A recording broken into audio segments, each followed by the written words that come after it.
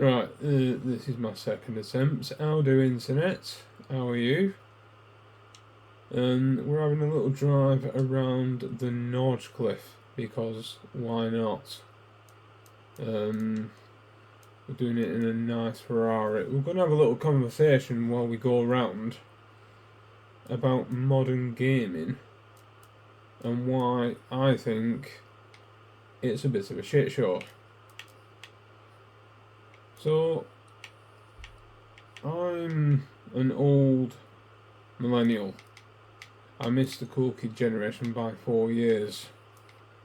Now, my first console was a Game Boy Classic, and I love that thing.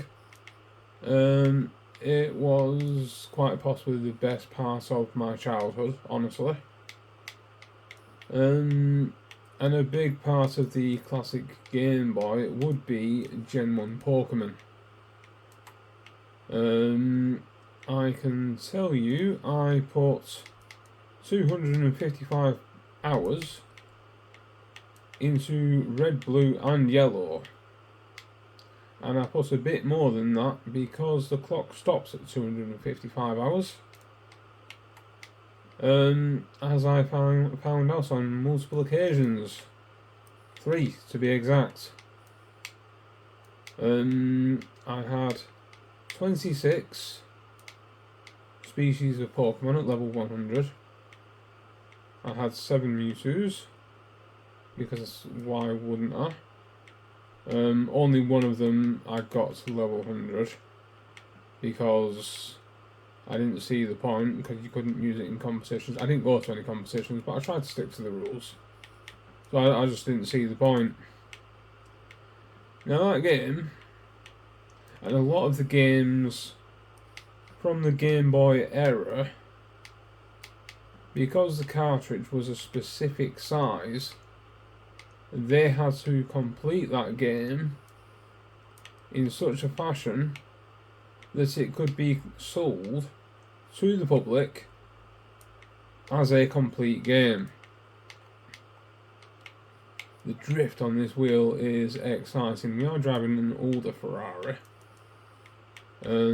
just because older cars look better. Fact. Anyway, so yeah, they had to be sold in a proper state, and if they weren't in a proper state, people would talk about the shitty state of said game, and then nobody else would buy it. Today, however, you can release a game in a shit state. Let's say, for example, GTA, or what's the other one? Cyberpunk, and then you can work on it. And GTA's excuse was, we didn't think our game would be that popular. Having made a multitude of games previously, I'm going to call bullshit. They didn't want to spend money because Take-Two Interactive are a bunch of cunts. As for Cyberpunk, don't know what their excuse is, but they did sort of fix it in a fashion. The cars still look interesting, but they still drive a bit queer for me. I wanted to drive those cars because they look cool, and I'm a car collector. If you follow my channel, you know that I have a fair amount of cars. And it's mostly for style, or just because I connect with that car in some way. But now, on top of just like making shit games, you've got all this woke bollocks that no real gamer, let's be honest, with money that's ready to spend money on a video game is interested in this woke bullshit. There's a whole page on the internet somewhere dedicated to exposing that fucking that agency, the consultancy firm I knew what they were called before I started this video, and now they're not relevant. Walk consultancy bullshit, basically. And they're now contracted with them, so they're a bit screwed. And they're just going to hemorrhage money out of every orifice, and it's not going to go well. If you know which company I'm talking about, please put it in the comments, because I'm just having brain fart now. Now that I've opened my gob and I've started talking, and I'm trying to drive an old school Ferrari with interesting handling, I've forgotten the name of this one consultancy firm that have their own webpage and cry when people try to expose them for making shit games. But anyway, let's keep the ball moving, or the car in this case. Yeah, the one last remnant of hope would be Japanese games. I'm looking at you, Capcom. But any game developer from the continent of Asia, I'm looking at you as well. But because I do like a bit of Street Fighter, let's just look at Capcom, because Street Fighter. They've started making small alterations to gameplay to appease the modern audience. And they have two modes, modern and classic. I paid £100 for this game, I know. What I don't know is when they switch between the two, and when I'm trying to learn the game, I don't appreciate that. But anyway, the other thing that they're doing is making alterations to the costumes to appease, once again, modern audiences. Now, if you want to hemorrhage money, like, let's say Mortal Kombat, because the competitive numbers have gone down and the casual has gone down, mostly because the fights are scripted, but also the casual audience straight up doesn't like the fucking costumes. Let's not beat about the bush. They don't like the costumes. It's not classic Mortal Kombat. They've stepped away from what makes that franchise. Mortal Kombat is supposed to be obnoxious and in your face. And they tried to tame it down to, air quotes, appease modern audiences. I can words, honest. Yeah, so, and it's not gone well, has it really, let's be honest. I've not bought Mortal Kombat 1, and it's gone down significantly. It was £100 game at release, it's now on offer for about £20 to £30. I wonder why. And it's only been out a year, so that's a thing. Now, Japanese developers, I'm actually going to spend £100 on Tekken, because one of the Tekken developers told Western modern gamers to fetch a cloth when they asked where are the black people, literally a week after the black person trailer.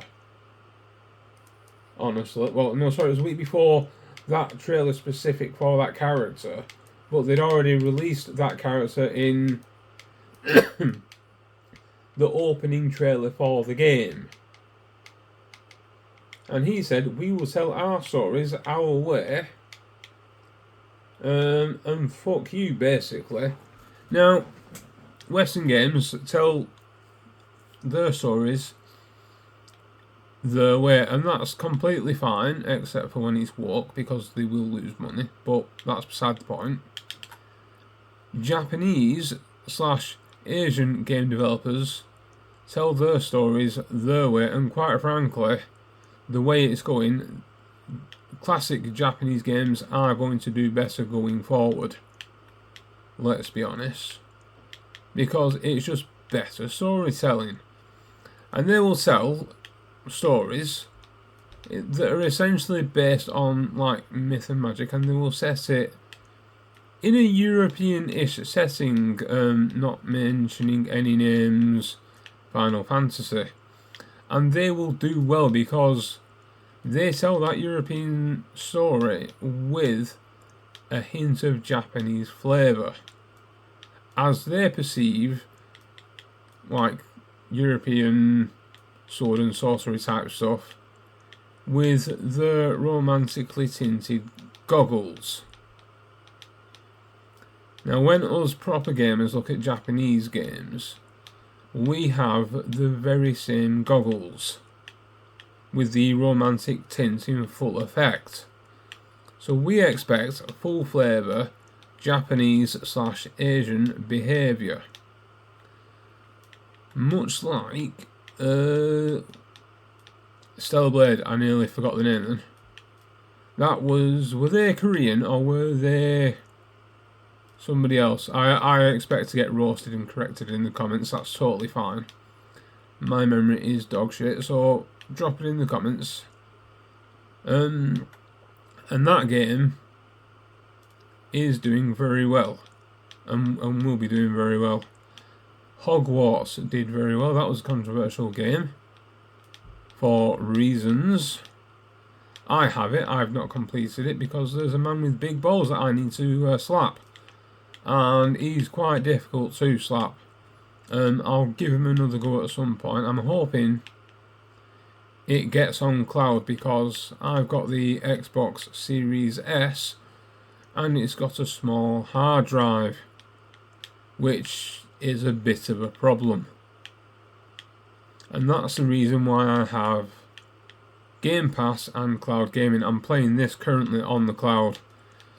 Now, in terms of storage, cloud gaming's alright, but in terms of me owning my games and playing my games, it's a bit annoying, honestly.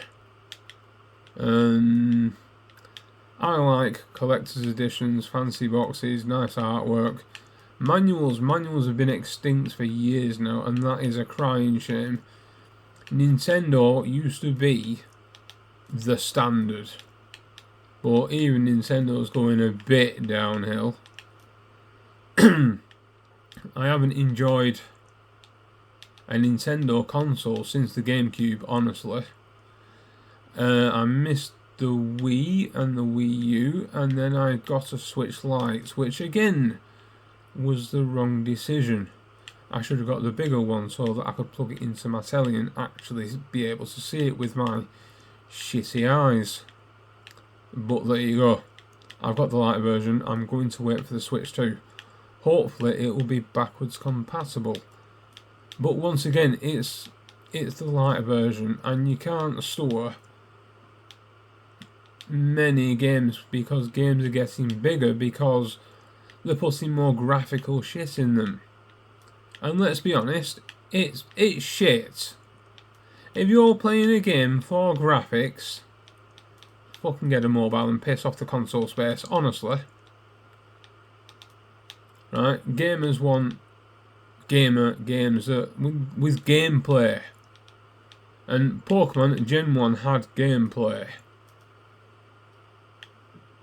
Nintendo have always been about gameplay, and it's shown in pretty much all of the games and the fan base that's attached to Nintendo. I used to be in that fan base, like I said, up until the GameCube. After the GameCube it went a bit wrong for me, but there we go. I got into Xbox. But it's these choices that modern gaming companies are making. I've got an Xbox 360 coming in the post. It's been dispatched, it's not out for delivery yet. It should be coming before the end of the month. And it will have a big hard drive, 1 terabyte. And it will have over 100, I'm told, assorted, air quotes, other features. And they will be stored on the hard drive, most likely. And I'm looking forward to my over 100 air quotes assorted features, because the 360 in terms of Xbox was the last good generation. Games now are too big for what they are. The gameplay is stale, honestly, and playing the game feels like a 9 to 5 job and not something you do for fun. Now, I do like a bit of simulation games. I'm not a simulation nerd, I do like them a little bit. And if you're doing simulation, you put the grind in, because that's what you do. But games are meant to be about fun. You should be able to pick them up and play them. You need to be rewarded for playing them longer and, you know, achieving some things. Which is a lot of the problem that people had with this game when it came out. Because the progression was a bit much, honestly. If you have any kind of life, which I don't, clearly, if you look at my channel, you can't afford to put the time required into this game to, like, have a life and make money, so you can buy more games like this that cost nowadays. Every game is 70 quid upwards, really, and any like AAA game is 70 quid upwards. Unless, of course, you're on Game Pass, which is what they want. Which means you're not paying 100 quid per video game, you're paying £15, which I'm told is going to be going up at some point, but you're paying £15 a month to have a collection of games. But you're never going to play all those games that are on Game Pass. And you're still going to be paying £15 a month. So are you going to get your money's worth? Over time, before the next generation comes out, they are taking a bit longer because they're putting more money into it, but the more money they put into it, the more money they're going to charge gamers when the console releases. Look, now I'm actually on the second lap. Have I been waffling that long? Oh my giddy bollocks, internet, I've been waffling. I'm on a tangent. This is like one of my epic Facebook rants, but like I'm actually talking. Right, back on track now. So yeah, I'm going to be developing my Xbox 360 collection alongside PlayStation 2 and Nintendo GameCube, because there will come a time where I will have to put my Xbox Series S to bed. It's basically falling apart because it's shit. And then I'll just be using the older consoles because they're better made for a start and they're just more fun. I'm going to have fun, speaking of fun, I'm going to have fun uploading this video because I've never uploaded a 20-minute video before. So this is going to be exciting. I don't know how well this is going to work, honestly. But we'll give it a whiz. And on that bombshell, internet, you're not going to see me finish the race, because I'm going to end the video here. My rant is officially